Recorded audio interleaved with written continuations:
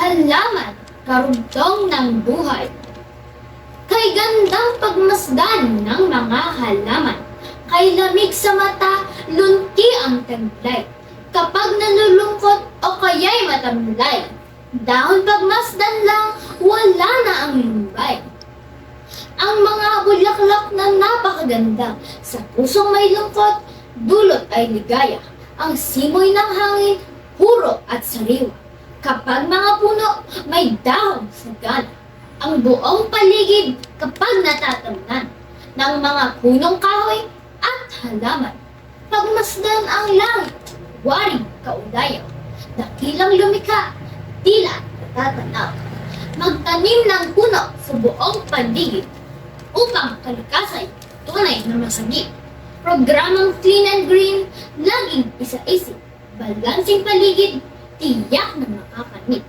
Halamay nilikhang sa tao'y gantupad upang maging maayos takbo ng buhay. Dapat na mahalin at pakaingatan tulad din ng ating sariling katawan. Salamat po o Diyos sa mga biyayang bigay ng ating kalikasan mapagmahal na tunay.